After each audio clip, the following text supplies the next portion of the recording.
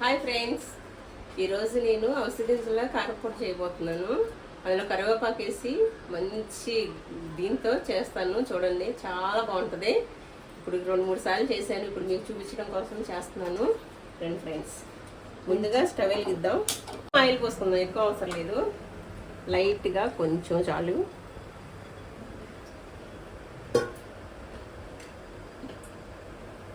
అది హీట్ అయిన తర్వాత ఎండుమిరపకాయలు ఫ్రెండ్స్, ఒక ప్యాకెట్ హౌస్ గింజలకే ఒక 20 ఎండుమిరపకాయలు సరిపోతాయి. ఓకేనా ఫ్రెండ్స్, ఫ్రై చేసుకుందాం.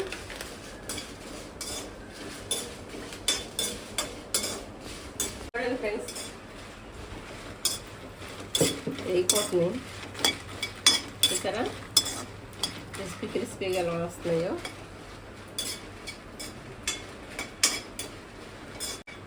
ఫ్రెండ్స్, ఇంకేగిపోయినాయి, తీసేద్దాం ప్లేట్లోకి. తర్వాత ధనియాలు అవన్నీ వేసి చూపిస్తాను మీకు. సరే, ఎంత బాగా వేగినాయో. ఫ్రెండ్స్, ధనియాలు వేస్తున్నాను. ఒక ప్యాకెట్కి గుప్పుడు సరిపోతాయి ఫ్రెండ్స్. చూడండి, చూసారా ఫ్రెండ్స్. పల్లీలు కూడా వేసుకుందాం, కొంచెం టేస్ట్గా ఉంటాయి వేసుకుంటే కారపొడికి. ఇవి కొంచెం వేసుకుంటాం ఫ్రెండ్స్. కొంచెం జీలకర్ర, ధనియాల మీద కొంచెం తగ్గించి వేసుకోవాలి. 100 గ్రాముల అవిసె గింజలకి క్వాంటిటీలు ఫ్రెండ్స్ ఇవి. చూసారా,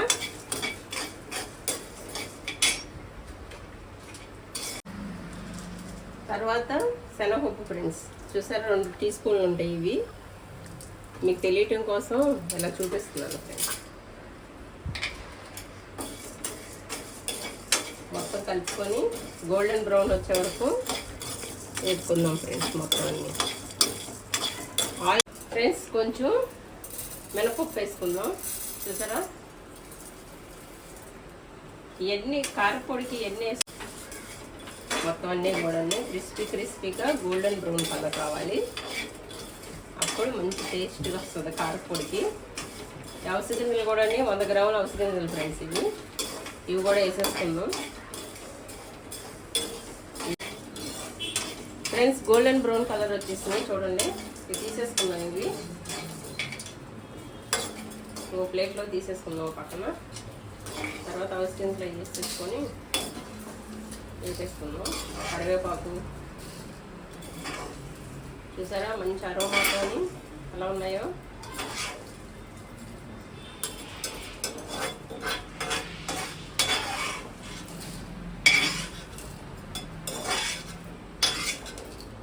చూసారా ఫ్రెండ్స్, మొత్తం తీసేస్తున్నాం.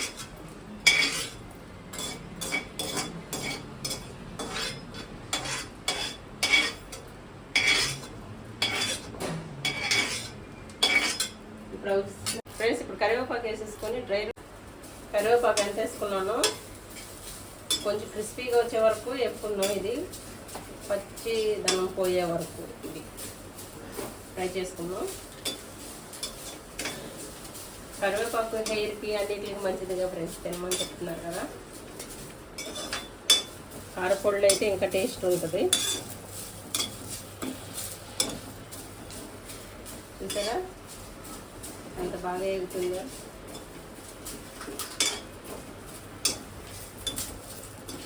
అవిసె గింజలు కూడా జుట్టుకి, స్కిన్కి అన్నిటికి మంచిదని చెప్తున్నారు కదా ఇప్పుడు.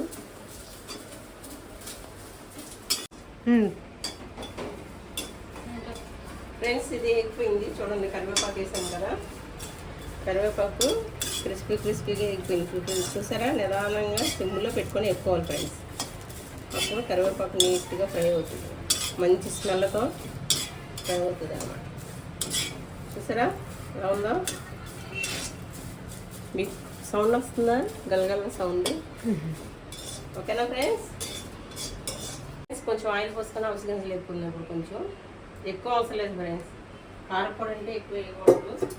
ఆయిల్ కొంచెం వేస్తున్నాను అందుకని, లేకపోతే ఆయిల్ స్మెల్ వస్తుంది అనమాట.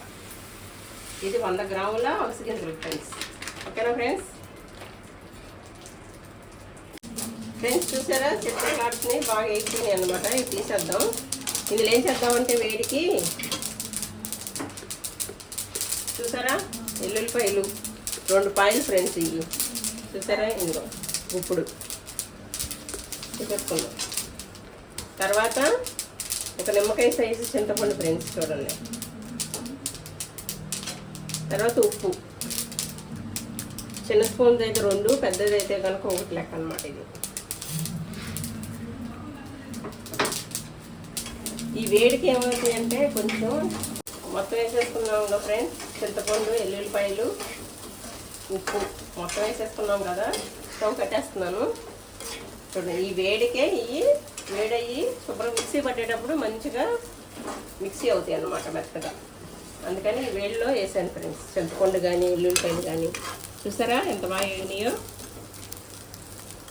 ఈ వేడికే ఇలా పెట్టి చల్లారిన తర్వాత మిక్సీ పెట్టుకోవాలన్నమాట. ఇవన్నీ ఉన్నాయి కదా చూసారా. పడుతున్నాను చూడండి, మొత్తం కలిపి చూడండి. చూసారా అన్నీ వేసాను, మిక్సీ కూడా వేస్తున్నాను చూడండి.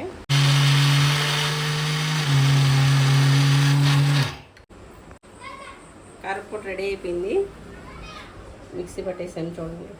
మరీ మెత్తగా పట్టకూడదు. ఇలాగా కారపొడి అంటే కొంచెం ఇలా పెట్టుకుంటే రైస్లోకి ఇడ్లీలోకి బాగుంటుంది ఫ్రెండ్స్ చాలా. చూసారా ఎలా రెడీ అయిందో. నెయ్యి వేసుకొని వేడివేడి అన్నంలో నెయ్యి వేసుకొని ఈ కారపొడి పోసుకొని తింటే సూపర్ ఉంటుంది ఫ్రెండ్స్. ఎలా ఉందో ఎండుమిరపకాయలతో సూపర్ అరోమా వస్తుంది ఫ్రెండ్స్. చూసారా రెడీ ఫ్రెండ్స్. చూసారా కారపొడి. Jyoti 99 like, share, subscribe my channel. Bye friends.